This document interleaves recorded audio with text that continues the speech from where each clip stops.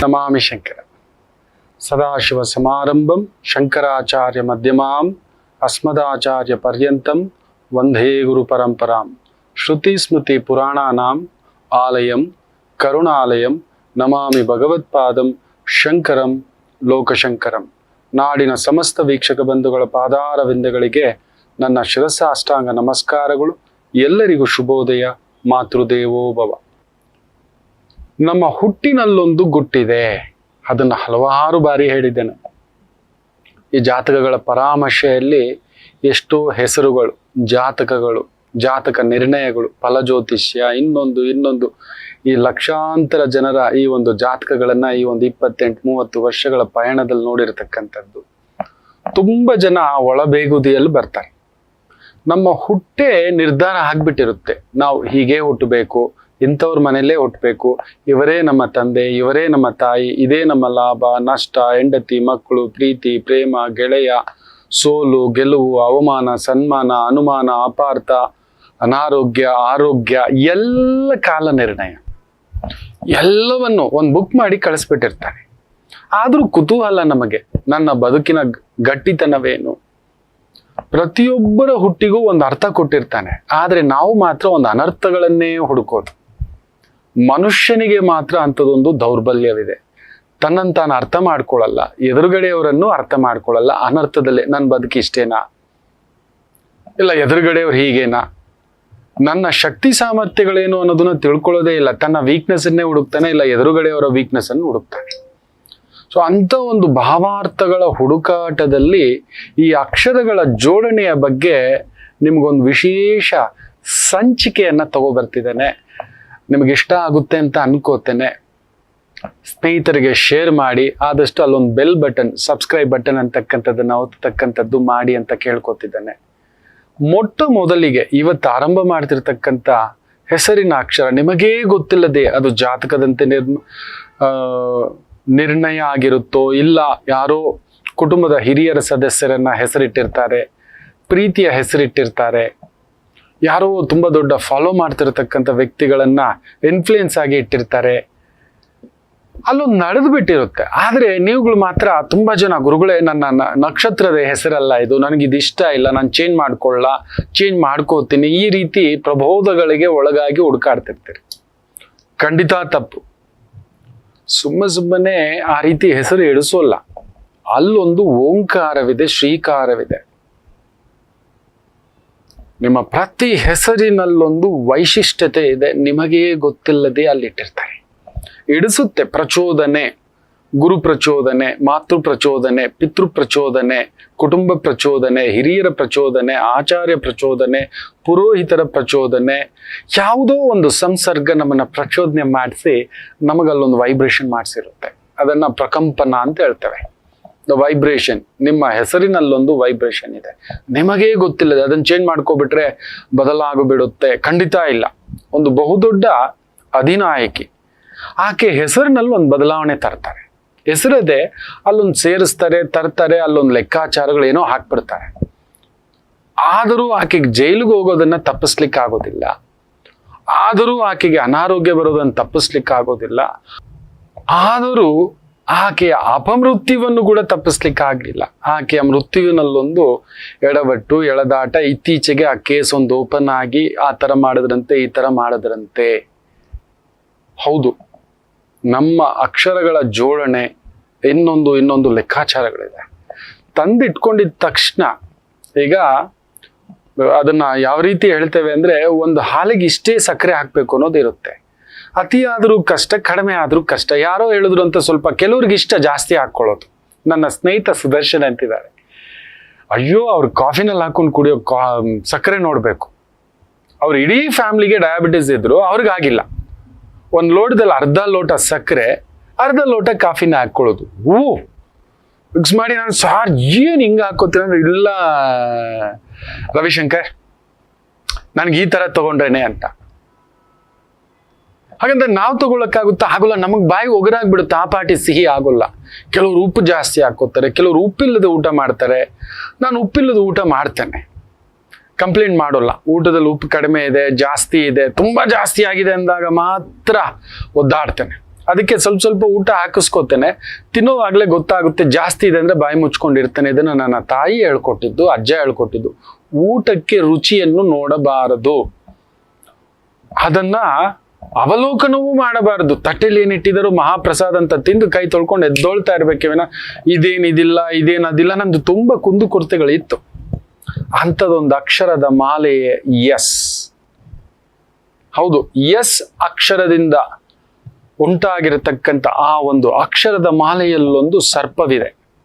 ಅದಕ್ಕೇನೋ ಭೀತಿಯಲ್ಲೇ ಇರ್ತೀರ ನೀವು. ಒಂಥರ ಇಂಟ್ರಾವರ್ಟ್. ಎಸ್ ಅಕ್ಷರದಿಂದ ಯಾರ್ಯಾರು ಸೃಷ್ಟಿಯಾಗಿದ್ರೋ, ನಿಮ್ಮ ಹೆಸರು ಇದೆಯೋ, ಅಕ್ಸೆಪ್ಟ್ ಇಟ್, ಒಪ್ಕೋಬೇಡಿ. ನಿಜವಾಗ್ಲೂ ಹೇಳ್ತಾನೆ, ನಿಮ್ ನಗುವನ್ನ ತುಂಬಾ ಜನ ನೋಡಿರ್ತಾರೆ, ನಿಮ್ ಅಳುವನ್ನ ಯಾರು ನೋಡಿರೋಲ್ಲ. ಸಾಮಾನ್ಯವಾಗಿ ಕೋಪ ಬರೋಲ್ಲ. ಕೋಪ ಬಂತು ಅಂದ್ರೆ ಭಸ್ಮಾಸುರರೇ. ಒಂದಾ ಎದುರುಗಡೆಯ ವ್ಯಕ್ತಿಯ ತಲೆ ಮೇಲೆ ಕೈ ಇಟ್ಬಿಡ್ತೀರಿ, ಇಲ್ಲ ನಿಮ್ ತಲೆ ಮೇಲೆ ಕೈ ಇಟ್ಕೋತೀರಿ. ಎಸ್ ಅನ್ನೋದೇ ಹಾಗೆ. ಒಂದ್ ರೀತಿ ಇಂಟ್ರಾವರ್ಟ್, ಎಕ್ಸ್ಟ್ರಾವರ್ಟ್ ಎಲ್ಲ ಸೇರಿರೋ ವ್ಯಕ್ತಿ. ನಿಮ್ಮನ್ನು ಅರ್ಥ ಮಾಡಿಕೊಳ್ಳುವ ಶಕ್ತಿ ಯಾರಿಗೂ ಇರುವುದಿಲ್ಲ. ಬಹುದೊಡ್ಡ ಪ್ರಬೋಧರು ಜೀವನದ ಈ ಒಂದು ಕಲಿಯುಗ ಪ್ರಭಾವದಲ್ಲಿ ಎಸ್ ಅನ್ನುವ ಅಕ್ಷರದ ವ್ಯಕ್ತಿಗಳು ನಮ್ಗೆಲ್ಲಾ ಕಡೆ ಸಿಗ್ತಾರೆ. ಎಲ್ಲದರಲ್ಲೂ ಇರ್ತಾರೆ. ಅದು ಕ್ರೀಡಾರಂಗ ಇರಬಹುದು, ಚಿತ್ರರಂಗ ಇರಬಹುದು, ಮಾಧ್ಯಮ ರಂಗ ಇರಬಹುದು, ಕಲಾರಂಗ ಇರಬಹುದು, ಎಜುಕೇಶನ್ ಇರಬಹುದು, ಎಲ್ಲ ರಂಗದಲ್ಲೂ ಇರ್ತಾರೆ. ಎಸ್ ಅಕ್ಷರ ಇಲ್ಲದ ವ್ಯಕ್ತಿಗಳಿಲ್ಲ. ತಮ್ಮದೇ ಆದಂಥ ಚಾಪನ್ನ ನೀವು ತೋರಿಸಿರ್ತೀರಿ. ಅದು ಸುನೀತಾ ಇರಬಹುದು, ಸುಬ್ರಹ್ಮಣ್ಯಂ ಇರಬಹುದು, ಸರಸ್ವತಿ ಇರಬಹುದು, ಸರಳ ಇರಬಹುದು, ಸಂಗೀತ ಇರಬಹುದು, ಹೌದು ಸರವಣ ಇರಬಹುದು. ಸ ಅಕ್ಷರ ನಾನು ಮಾತಾಡ್ತಿರೋದು.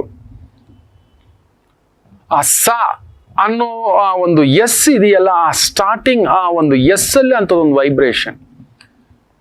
ನಿಮ್ಮ ಹುಟ್ಟು ಗುಟ್ಟು ತುಂಬಾ ಒಂಥರ ವಿಚಿತ್ರಗಳು ನಡೆದಿರುತ್ತೆ. 0 to ಹೀರೋ ಆಗಿರ್ತೀರಿ. ಏನೂ ಗೊತ್ತಿಲ್ಲ ಅಂದವರು ಅಸಾಧ್ಯ ಸಾಧಕರು. ನಿಮ್ಮದೇ ಆದಂತ ಒಂದು ರಂಗದಲ್ಲಿ ನಿಮಗಿಂತ ಎಕ್ಸ್ಪರ್ಟ್ ಇರೋಲ್ಲ. ನೋಡಿ, ಬೇಕಾದ್ರೆ ನೀವು ಒಂದು ಅಡಿಗೆ ಮಾಸ್ಟರ್ ಆಗಿದ್ರೆ you are a master. But ಯಾಕೋ ಗೊತ್ತಿಲ್ಲ, ಎಸ್ ಅಕ್ಷರದವರು ಎರಡೆರಡು ರಂಗದಲ್ಲಿಗೆ ಹೆಜ್ಜೆ ಇಟ್ಟಿರ್ತೀರಿ. ಸ್ವಲ್ಪ ಓದು ಕಡಿಮೆ, ನಾಲೆಜ್ ಭಂಡಾರ ಅಪರೂಪ, ವಾಗ್ಮೇಯರು ನೀವು, ಸರಸ್ವತಿ ಪುತ್ರರು. ಓದು ಕಡಿಮೆ, ಡಿಗ್ರಿ ಕಡಿಮೆ ಇರುತ್ತೆ ನೋಡಿ. ಇಲ್ಲ ಅಸಾಧಾರಣ ವಿದ್ಯೆ ಮಾಡ್ಕೊಬಿಟ್ಟಿರ್ತೀರಿ. 4 PhD ಇರುತ್ತೆ. ಇಲ್ಲ ಅಂದ್ರೂ ಕೂಡ 4 PhDಗೆ ಸಮವಿರ್ತೀರಿ ನೀವು.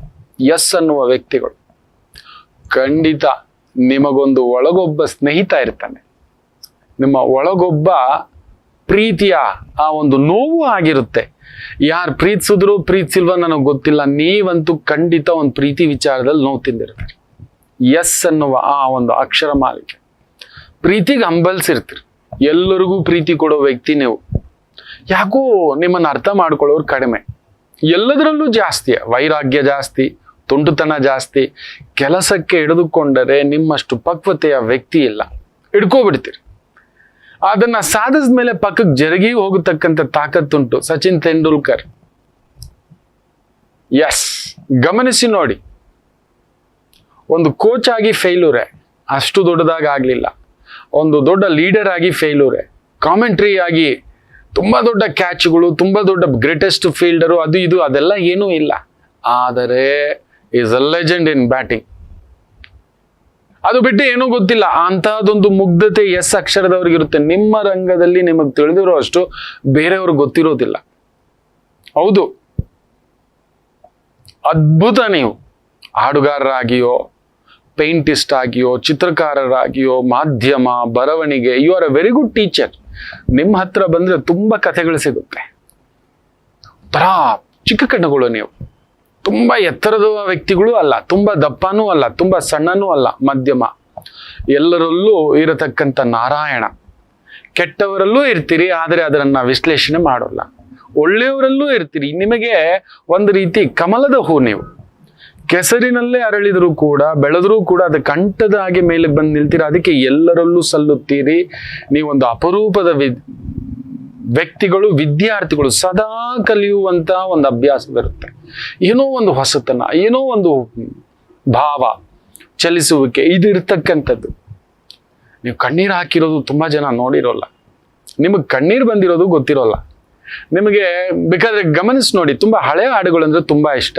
ತುಂಬಾ ಕ್ರೌಡು, ಇಷ್ಟ ಆಗಲ್ಲ, ಜನ ಜಂಗುಳಿ, ಹೋಗ್ತೀರಾ ಬರ್ತೀರಾ, thank you very much, very privacy person. ನಿಮ್ಮಷ್ಟು ಕುಟುಂಬವನ್ನ ಪ್ರೀತಿಸೋರು ಇರೋಲ್ಲ. ನನ್ನ ಮನೆ, ನನ್ನ ಮಗು, ನನ್ನ ಹೆಂಡತಿ, ನನ್ನ ಗಂಡ ಅನ್ನತಕ್ಕಂಥದ್ದು. ಗಂಡನಿಗೋಸ್ಕರ ಏನ್ ಬೇಕಾದ್ರೂ ಮಾಡಬಲ್ರಿ. You are a very good cook, ಸ್ವಲ್ಪ ಸೋಮಾರಿ, ನಿದ್ದೆ ಸ್ವಲ್ಪ ಜಾಸ್ತಿ, ಆದ್ರೆ ರಾತ್ರಿ ಹೊತ್ತು ನಿದ್ದೆ ಸ್ವಲ್ಪ ಕಡಿಮೆ.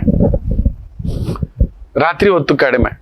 ಮಗುವಿನಂತ ಮನಸ್ಸಿರುತ್ತೆ ನಿಮ್ಮ ಒಳಗಡೆ. ಒಬ್ಬ ತುಂಟ ಇರ್ತಾನೆ. ನಿಮ್ಗೆ 70 ಆದ್ರೂ ನೀವು ಒಬ್ಬ ತುಂಟ್ರೆ. ಅಲಂಕಾರಕ್ಕೆ ನಿಂತರೆ ರತಿದೇವಿ ಕೂಡ ನಾಚ್ಕೋಬೇಕು, ಅಂಥದ್ದೊಂದು ಅಲಂಕಾರ ಪ್ರಬುದ್ಧತ. ಸರಳವಾಗ್ಮಿ, ಸಾಮಾನ್ಯವಾಗಿ ಕೆಟ್ಟ ಭಾಷೆ ಬರೋಲ್ಲ, ಕೆಟ್ಟವ್ರ ಜೊತೆ ನಿಂತ್ಕೊಳ್ಳಲ್ಲ, ಕೆಟ್ಟ ಚಟ ಅಂತ ಹೇಳಲ್ಲ. ಕೆಲವೊಂದು ಚಟಗಳು ಇರುತ್ತೆ, ಅದು ದುಶ್ಚಟ ಆಗೋಲ್ಲ. ಸಾಮಾನ್ಯವಾಗಿ ನಾನು ನೋಡಿದ ಹಾಗೆ ಎಸ್ ಅಕ್ಷರದಲ್ಲಿ ತುಂಬಾ ಕಡಿಮೆ ವ್ಯಕ್ತಿಗಳು ಈ ಒಂದು ದುಷ್ಟ ವ್ಯಕ್ತಿಗಳ ಜೊತೆ ಗುರುತಿಸ್ಕೊಳ್ಳೋದು. ಇನ್ನೊಂದು, ನಿಮಗೆ ಗೊತ್ತಿದೆ ನಿಮ್ಮ ಲಿಮಿಟ್ ಅಲ್ಲೊಂದಿದೆ ಅಂದ್ರೆ ಸ್ವಲ್ಪ ದೂರ ನಿಂತ್ಕೊಬಿಡ್ತೀರಿ. ಇನ್ನಷ್ಟಿದೆ. ಈ ಎಸ್ ಅಕ್ಷರದಿಂದ ಆರಂಭವಾಗತಕ್ಕಂಥ ವ್ಯಕ್ತಿಗಳ ಪೂಜಾ ವಿಧಾನ, ನಿಮ್ ವೀಕ್ನೆಸ್, ನಿಮ್ ಸ್ಟ್ರೆಂತ್, ನೀವು ಯಾವ ಕೆಲಸ ಮಾಡಿದ್ರೆ ಚಂದ, ಯಾವ ಬಣ್ಣ ಹಾಕಿದ್ರೆ ಚಂದ, ಯಾವ ಬಟ್ಟೆ ಹಾಕಿದ್ರೆ ಚಂದ, ಇದೆಲ್ಲವನ್ನ ತಿಳಿಸ್ಕೊಡ್ತಾನೆ. ಇಷ್ಟ ಆಗುತ್ತೆ ಅಂತ ಅನ್ಕೋತೇನೆ. ದಯಮಾಡಿ ಶೇರ್ ಮಾಡಿ, ಒಂದು ಪುಟ್ ಕಮೆಂಟ್ ಹಾಕ್ಲಿಕ್ಕೆ ನಿಮ್ಮ ಸ್ನೇಹಿತರಿಗೆ, ಆತ್ಮೀಯರಿಗೆ ಖುಷಿ ಆಗುತ್ತೆ. ನನ್ನ ಕಾರ್ಯಕ್ರಮ ಇಷ್ಟು ಲಕ್ಷಾಂತರ ಜನ ನೋಡ್ತಿದ್ದೀರಲ್ಲ ಅನ್ನೋ ಒಂದು ಆತ್ಮತೃಪ್ತಿ ಅಷ್ಟೇ. ಕಲ್ತಿದ್ದನ್ನ ಮರಳಿ ಕೊಡಬೇಕು ಅನ್ನತಕ್ಕಂಥದ್ದು. ಒಳ್ಳೇದಾಗ್ಲಿ.